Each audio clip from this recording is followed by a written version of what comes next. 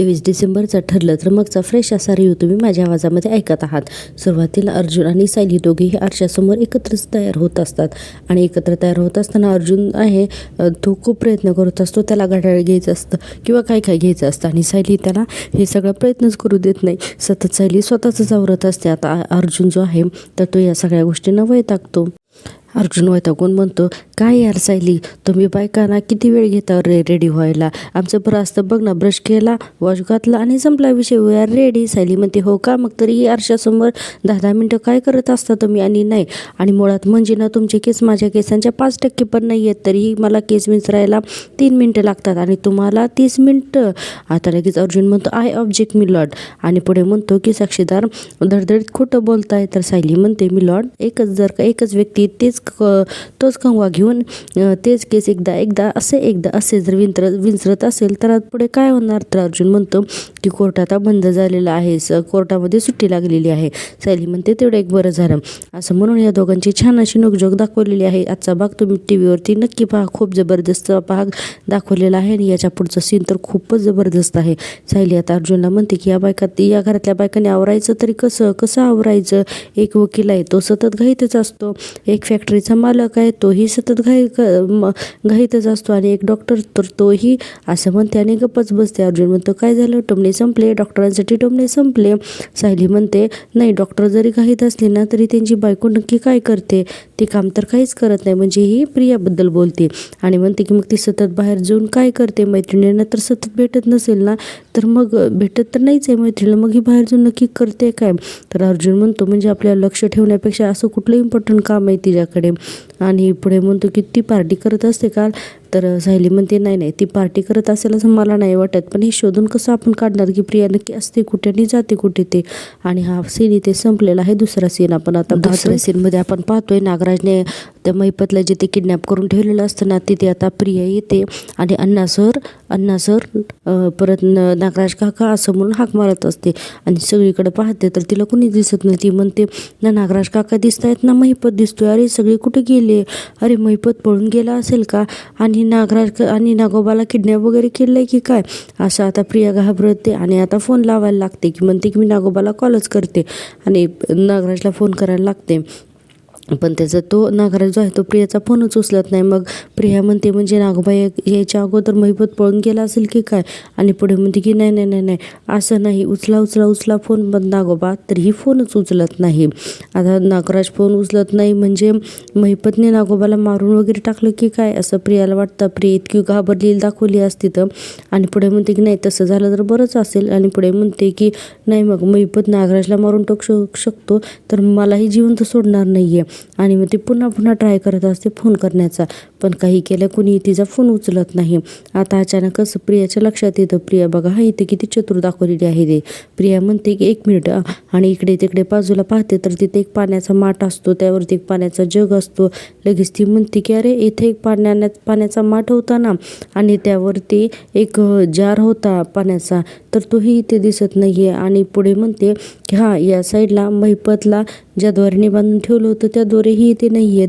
याचा अर्थ महिपतने नागराजला काही केलेलं नाही आहे. याचा अर्थ असा होतो की नागराजनेच महिपतला दुसऱ्या ठिकाणी शिफ्ट केलेला असेल. प्रिया इतकी हुशार दाखवलेली आहे ना, खरंच ही डबल मेंदूची आहे, कारण हिला अगदी लहान लहान गोष्टीवरून सगळं कळतं. आणि मग ते म्हणते की नागराज आणि महिपत एकत्र आले असतील का? आणि म्हणते की असं झालं ना तर मी इथून आहे ना माझ्या घरापर्यंत सुद्धा जिवंत पोचू शकणार नाही. म्हणून प्रिया एवढी घाबरते आणि आता म्हणते की आता मी काय करू? म्हणून घाबरून सतत फोन लावायला लागते नागराजला. पण काही केलं नागराज काही तिचे फोन घेतच नाही. आता आपण इथे दुसरा सीन पाहतोय. दुसऱ्या सीनमध्ये नागराज जो आहे तो गाडी घेऊन एका ठिकाणी आलेला आहे. त्यानंतर नागराज गाडीतून उतरतो. पाठीमागून महिपत असतो, तो बेशुद्ध झालेला असतो आणि त्याच्या डोक्याला पांढरी अशी एक पट्टी लावलेली असते. आता महिपतला तो गाडीतून खाली घेतो आणि दोन्ही हाताने त्याला पकडून असं खेचत रस्त्यावरून फरफटत आहे ना, तो त्याला कुठेतरी घेऊन चालला आहे. हा एवढा सीन आपल्याला दाखवला आहे. त्यानंतर लगेच दाखवलेला आहे अर्जुन सायलीचा सीन दाखवलेला आहे. अर्जुन म्हणत असतो, प्रिया त्या दिवशीच्या ज्या मैत्रिणीची नावं घेतली त्यापैकी कुठल्या मैत्रिणी मैत्रिणीला तू ओळखतेस का? तर सायली म्हणते नाही नाही, त्यांच्यापैकी कुठल्याही मैत्रिणींचे नाव किंवा नंबर माझ्याकडे नाही आहेत. हां, पण एक नंबर आहे माझ्याकडे, असं सायली म्हणत असते. आणि पुढे म्हणते की आमच्या दोघींची एकच मैत्रीण आहे, तिचं नाव आहे प्राजक्ता पालकर, माझ्याकडे नंबर आहे तिचा, तर मी तिला फोन करून विचारू का? असं म्हटल्यानंतर अर्जुन म्हणतो दॅट्स ग्रेट, लगेच विचार तिला फोन करून. आता सायली मोबाईल घेते आणि तिला फोन लावण्याचा प्रयत्न करते. अर्जुन म्हणतो स्पीकरवर फोन टाक. आता सायली त्या प्राजक्ता पालकरला फोन लावते आणि साऊंड ऑनच असतो. आता लगेचच ती मुलगी फोन उचलते. सायली म्हणते प्राजक्ता, अगं मी सायली बोलते, वात्सल्य आश्रमामध्ये आली होतीस तू प्रियाबरोबर, तेव्हा भेट झालेली आपली, आठवते ना गं? तर ती मुलगी म्हणते हो ओळखलं ना. इतक्यात अर्जुन म्हणतो रेकॉर्डला टाक. ती मुलगी म्हणते प्रिया कशी आहे? गेली 2 वर्ष झालं आमची भेटच नाही झाली. तर सायली म्हणते म्हणजे तू परवा पार्टीला गेली नव्हतीस का? तर ती मुलगी म्हणते पार्टी? कुठली पार्टी? आणि त्याच्यानंतर सायली म्हणते अगं श्रुतीच्या पोस्ट ग्रॅज्युएशनच्या ची पार्टी होती आणि सानिका काळेच्या घरी होती ती पार्टी. त्यावरती मुलगी म्हणते अगं श्रुती तर अजून ग्रॅज्युएशनसाठी कटांगळ्या खाती आहे आणि सानिका ती जॉबसाठी बेंगलोरला शिफ्ट झाली आणि तिचं घर पण आता रेंटवर दिलं आहे तिने, आता तिथे कुणीच नसतं. सायली म्हणते बरं माझ्या ऐकण्यात काहीतरी चूक झाली असेल. सानिका काळेचा नंबर आहे का तुझ्याकडे? मला जरा पाठवशील का? तर ती म्हणते हो देते ना.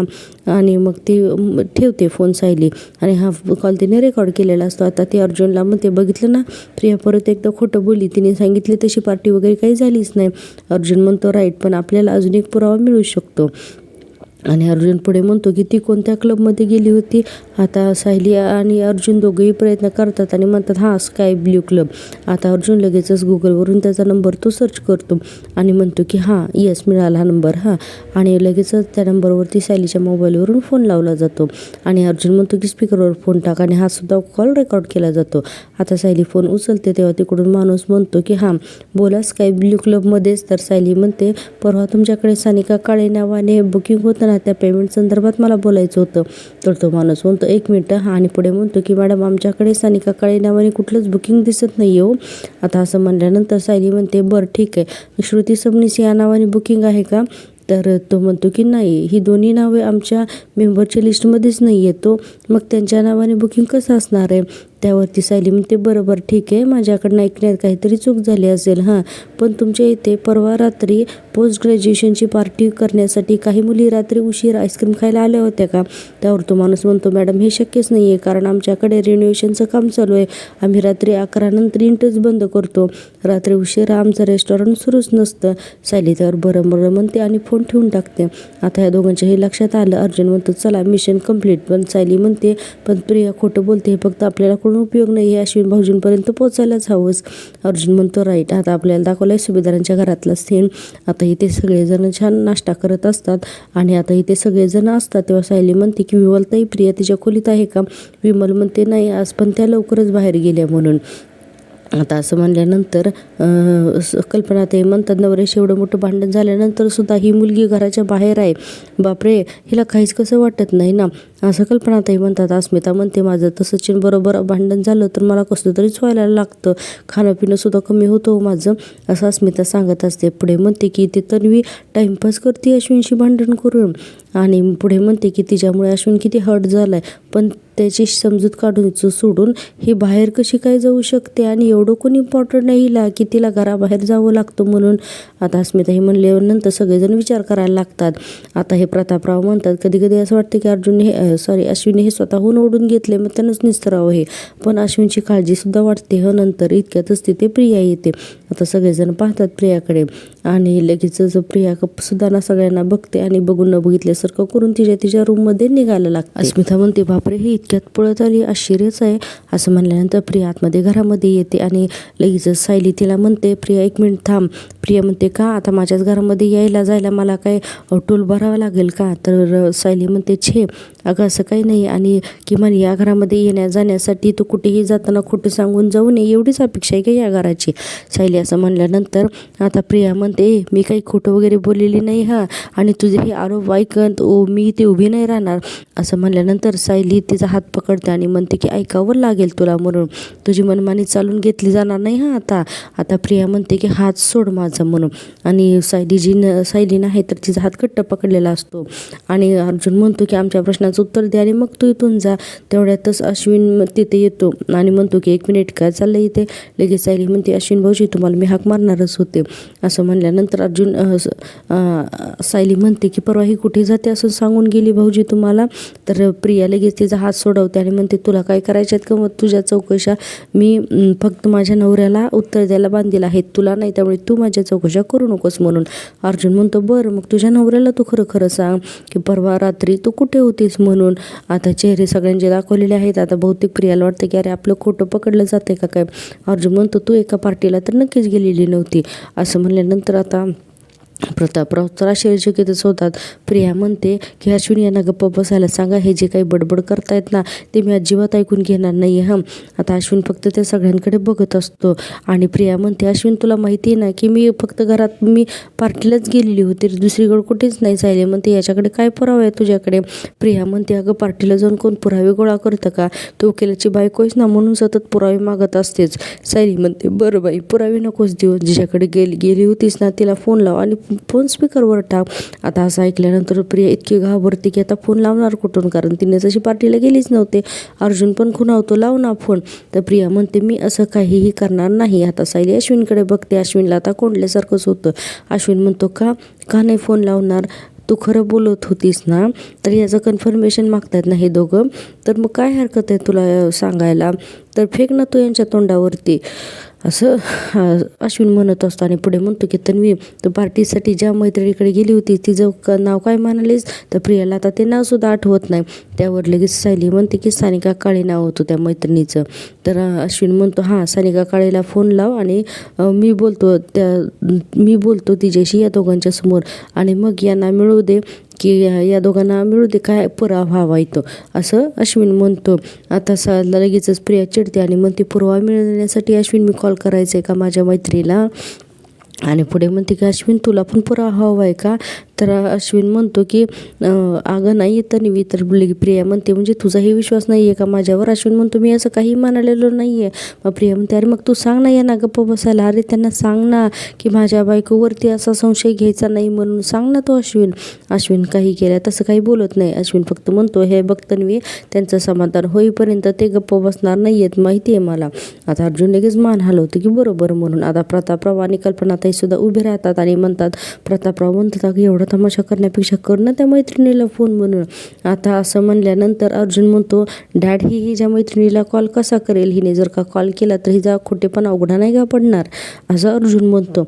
आता सगळेजण ना हा प्रसंग चांगलाच बारकाईनं पाहत असतात. आणि आता आपल्याला दाखवलेला आहे दुसरा सीन, तो म्हणजे महिपतचा. आता महिपतला नागराजने एका त्याच्याच गॅरेजमध्ये आणून टाकलेलं असतं, तिचे तोंड बांधलेले असतं, हात बांधलेले असतात. आता आपण दुसऱ्या सीनमध्ये पाहतोय नागराज जो आहे तो महिपतच्या तोंडावरती पाणी मारतो आणि त्याला उठवायचा प्रयत्न करत असतो, कारण महिपतचं तोंड तर पॅक बांधलेलं असतं, हात बांधलेले असतात आणि त्याला एका गॅरेजमध्ये टाकलेलं असतं. नागराज म्हणतो गुड मॉर्निंग महिपत, काही लक्षात येतं का, काही ओळखीची जागा वगैरे वाटते का नाही असं महिपत म्हणत असतो, असं नागराज म्हणत असतो. आणि महिपत आता त्याच्याकडे बघत असतो. आता नागराज खाली बसतो आणि त्याला हात लावून म्हणतो की तुझंच गॅरेज आहे, भंगार पडलेलं बंद गॅरेज, तुझा तो पंटर कोण पाक्या सांगत होता मला एकदा की गॅरेज बंद असलं तरी याची किल्ली बाहेरच असते शेडमध्ये म्हणून, आणि त्याचाच उपयोग करून मी घेतला आणि तुला इथं तुझ्याच गॅरेजमध्ये आणून टाकलं. पुढे नागराज म्हणतो खरं तर महिपत तुला इथं मी आधीच आणायला पाहिजे होतं, म्हणजे काय झालं असतं तुझे पंटर दुनियाभर तुला शोधत बसले असते, पण त्यांच्या हे लक्षात आलंच नसतं की महिपत शिकरे स्वतःच्याच गॅरेजमध्ये असा पडून असू शकतो म्हणून. असं म्हणल्यानंतर महिपत काहीतरी बोलण्याचा प्रयत्न करतो. नागराज म्हणतो तर महिपत पुन्हा काय बोलतो. नागराज म्हणतो बोलायचं आहे का काय, एक मिनिट थांबा, असं म्हणून त्याच्या तोंडावरती जो कपडा त्याने बांधलेला असतो तर तो कपडा नागराज काढतो आणि महिपत म्हणतो की ह्याच गॅरेजमध्ये मी तुला जित्ता काढणार आहे 113%, असं महिपत नागराजला म्हणतो.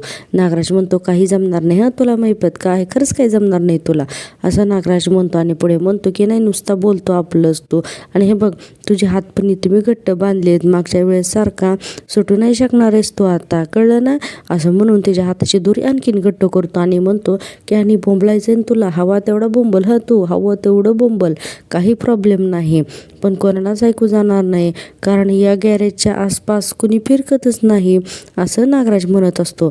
पुढे म्हणतो की इथं प्रियासुद्धा येऊ शकणार नाही, तेव्हा भरपूर बोंबल, आराम कर आणि मस्तपैकी आराम कर मैपत, असा नागराज त्याला म्हणत असतो.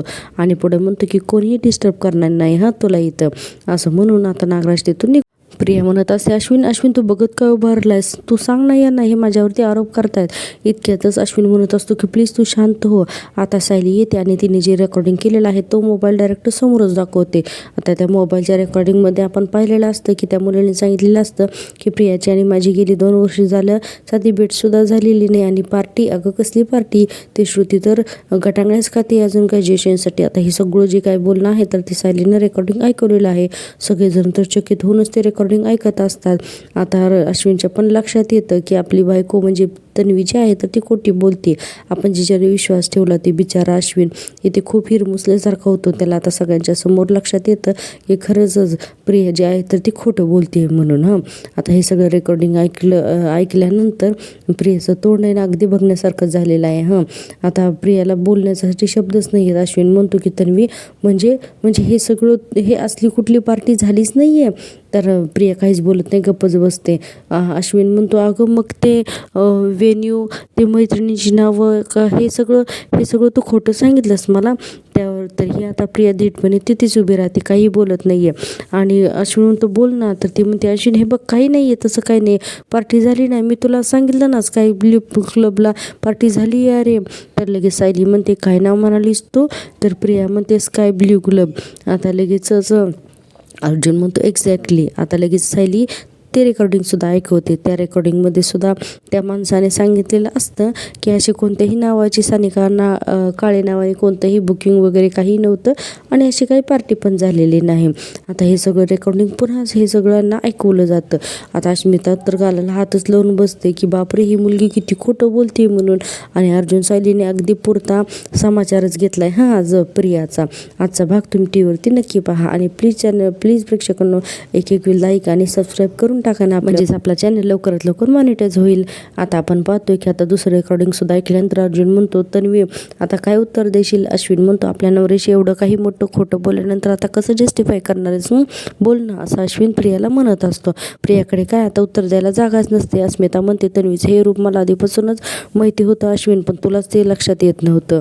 स्वार्थासाठी खोटं बोलणं ही खूप सोपी गोष्ट आहे तिच्यासाठी. आता अस्मिताला माहिती असतं ना बरोबरच की प्रिया कशी येते, कारण आधी दोघी एकाच टीममध्ये होत्या. आता अस्मिता म्हणते की अश्विन आता तरी हिला ओळखायला शिक म्हणून. आता कल्पनाताई म्हणतात अश्विन तू हिच्याशी बाजू घेऊन आमच्याशी भांडतोस ना, मग आता पण तू तेच करणार आहेस का आमच्याशी, बोल ना. त्यावर अश्विन म्हणतो की नाही आता हा खोटेपणा मी आता माफ करणार नाही आहे, असं अश्विन म्हणतो. बिचारा अश्विन खूपच दुखावलेला दाखवला आहे. प्रतापराव म्हणतात अरे मग विचार तिला परवा रात्री ती कुठे होती म्हणून. आता असं म्हणल्यानंतर इथं थोडंसं म्युझिकलीच दाखवलेलं आहे. पुढे प्रतापराव म्हणतात की सुभेदारांच्या सुनीला हे वागणं शोभतं का, विचार ना अश्विन, तू तिला विचार ना. तर अस्मिता म्हणते बरं झालं पूर्ण आजी येथे नाही येते, तिला हे सगळं जर का कळलं असतं ना तर किती वाईट वाटलं असतं, असं अस्मिता म्हणत असते. आता लगेचच कल्पनाताई म्हणतात सुभेदारांच्या नावाला एकदा डाग लावून समाधान नाही वाटतं झालं, आता तो परत आमच्या आबरूचे धिंडवडे काढणार आहेस का. तर प्रिया म्हणते नाही अजिबात नाही, तुम्ही माझ्यावरती ना असा वेगळा वाकडा संशय घेऊ नकात. तर लगेच अर्जुन म्हणतो मग सांग ना परवा रात्री तू कुठे होतीस. तर प्रिया म्हणते की मी सांगते ना मी कुठे होती ती, आणि लगेच स्पष्टीकरण करायला लागते की मी त्या दिवशी ना घरून निघाली. इतक्यातच अश्विन जोरात ओरडतो आणि म्हणतो की बास तर मी आता अजिबात बोलायचं नाही एक शब्द सुद्धा. बिचारा अश्विन दुखावल्यामुळे अक्षरशः रडकुंडीला आलेला असतो. तो म्हणत असतो की एक खोटं बोलण्यासाठी दुसऱ्यासाठी तिसरं, आणि आता तिसरं खोटं बोलण्यासाठी आता 4थं खोटं. अगं किती खोटं बोलणार आहेस अजून तू, कधीही न संपणारं चक्र झालंय तुझं हे प्रिया, कळतंय का, असं अश्विन तिला बोलत असतो. आणि पुढे म्हणतो की तुझ्यामुळे मी या चक्रात अडकलोय म्हणून. प्रिया म्हणते की अश्विन अरे मी आता खोटं बोलत नाहीये, मी तुला खरंच सांगते. अश्विन ओरडतो, म्हणतो कशावरून, तू आत्तासुद्धा कशावरून खोटं बोलत नाहीयेस, बोल ना.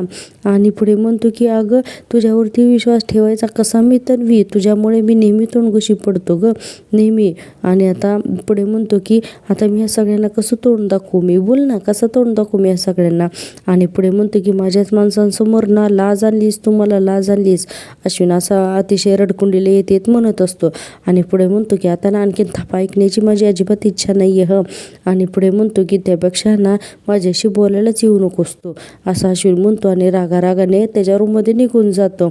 आता लगेचच प्रिया अश्विन मी फोटो बोलायला नको होतं पण माझा नाईलाज झाला असं म्हणून त्याच्या मागे पळून जाते रूममध्ये.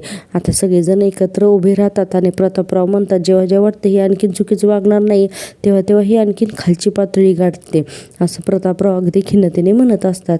अस्मिता म्हणते पण तुम्हा दोघांनाहीचा संशय आला कधी आणि तिच्या मैत्रिणीला कॉल करावा असं कधी सुचलं. आता यावरती अर्जुन म्हणतो की सांगतो आणि आपण इथं सायली जी आहे तर ते सगळं काही म्युझिकली सुभेदारांना सांगते. आता हे सगळा सीन जो आहे तर तो म्युझिकली आहे, इथे कोणताही डायलॉग आपल्याला ऐकवलेला नाही. आता सुभेदारांच्या लक्षात येतं ह्या सगळ्या गोष्टी आणि हा सीन इथंच संपलेला आहे. प्रेक्षकांनो प्लीज चॅनल एक लाईक आणि सबस्क्राईब करा. आता आपण पाहतोय की पुढच्या सीनमध्ये दाखवलेलं आहे की अस्मिता म्हणत असते बिचारी सुमन काकू आणि प्रतापराव म्हणतात ती काही नाही, मी आत्ताच्या आत्ता रविराजला फोन करतो आणि त्याला सांगतो की आत्ताच्या आत्ता तो नागराजला जेलमध्ये टाकेल म्हणून. आणि इकडे महिपत म्हणत असतो की नागराज तुमची अशी हालहाल करून मी मारणार ना की तू पाणी पण नसतो मागत. आणि हा नागराज जो आहे तर तो दारू पीत बसलेला असतो. आणि आता अर्जुन म्हणत असतो की मी माझ्या बायकोला सोडून तर कोणत्याही मुलीकडे कधीच बघत नसतो, माझी पूर्ण फॅमिली माझी फर्स्ट प्रायोरिटी आहे आणि जर कोणी त्यांना दुखवण्याचा प्रयत्न जरी केला तर मी त्या माणसाचा जीव घेईन असं अर्जुन म्हणतो. आता पाहूया उद्याच्या भागामध्ये आणखीन काय काय होतं ते.